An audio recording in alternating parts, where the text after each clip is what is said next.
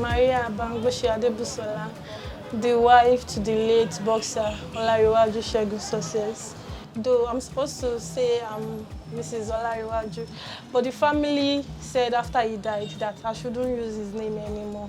So since then I've stopped using the name because due to the saga that happened after his death, I wanted to change his name, my children's name, from their father's name to my name, but I had to stop because my husband initially has another surname aside from the whole family. The whole family are bearing Ajayi, while my husband is bearing Olanrewaju. So that Olanrewaju alone made me leave them alone. It started December. So I told my dad, due to what I'm seeing, one or two things. So I told my dad that I want to go back and furthermore in my education. And my dad said, okay, but during that time was the time JAMB admission letter, JAMB form came outside. So I collected the form then, and my husband is aware of it then. So my dad paid for it and I started, the process of the JAMB. I left home last year, February, during Ramadan time.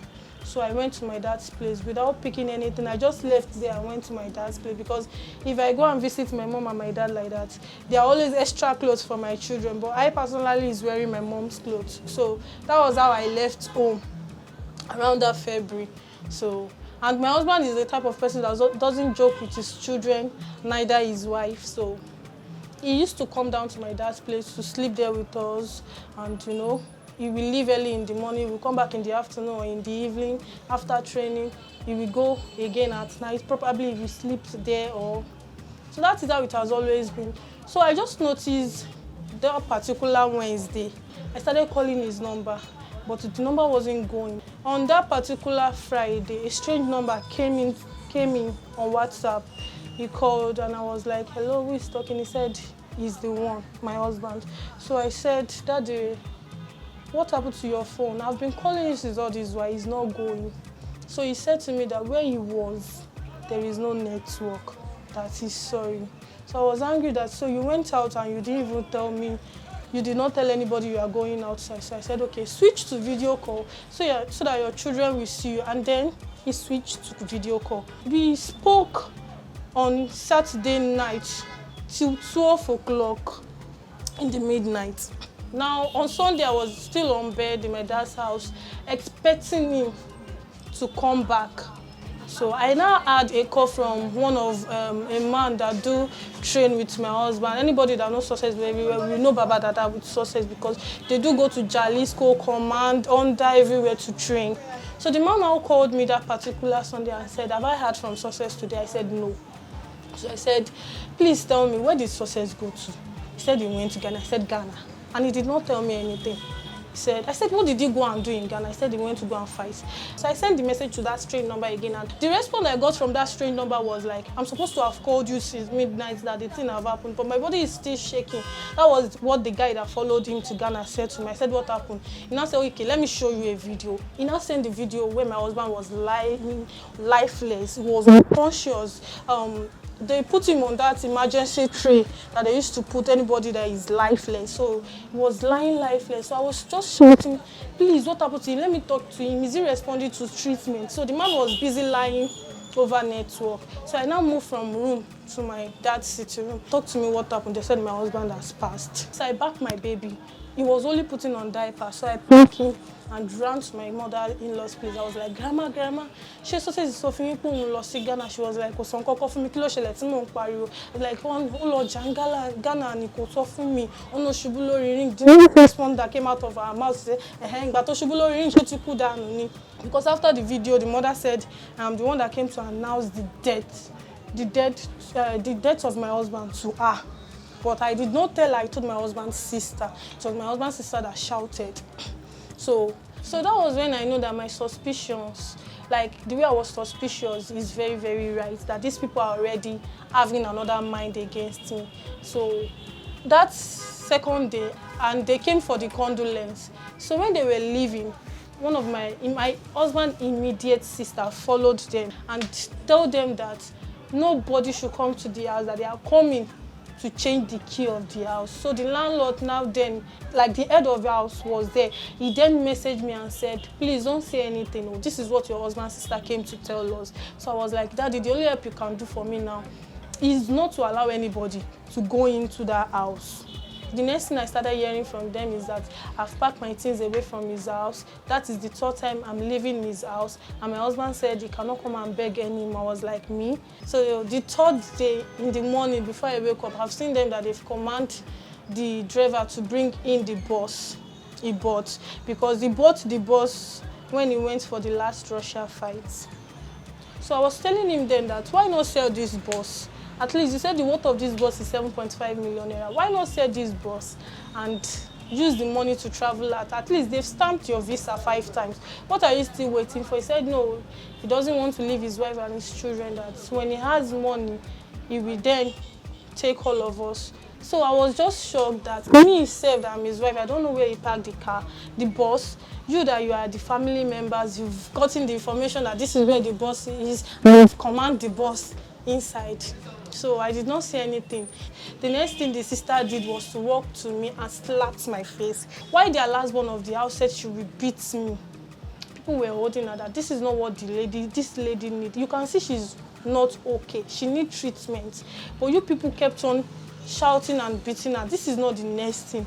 So someone from outside came inside and said they should stop what they are doing, you know, that the punch are already outside. That was how they cleared everything that happened that day and took me inside. You can see that day that you came for the interview, they were actually controlling me on what to say and what not to say. There are some parts you recorded that they were telling you immediately that you should delete it.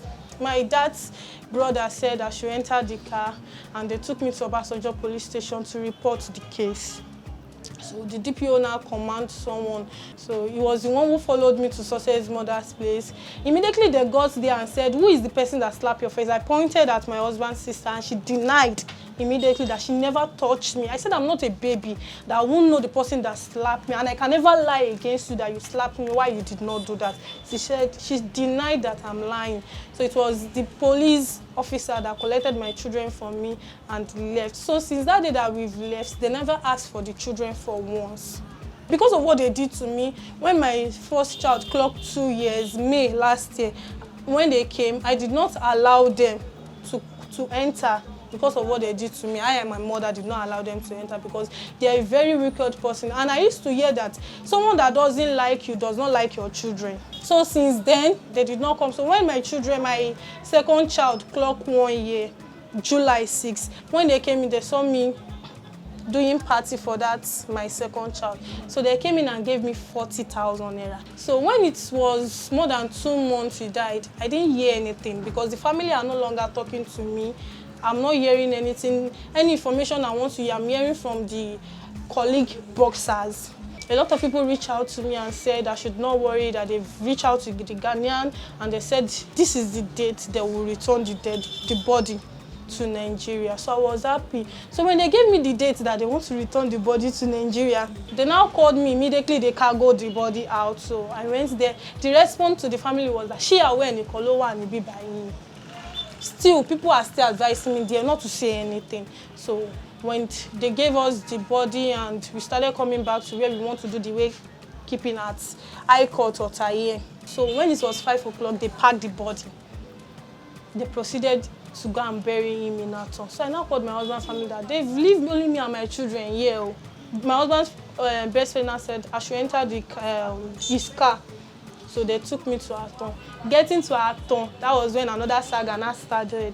I want to enter, they said I must not enter. I'm just a baby mama, I'm not a wife. They even told me that my first child is a bastard. They said it to me, that my first child is a bastard.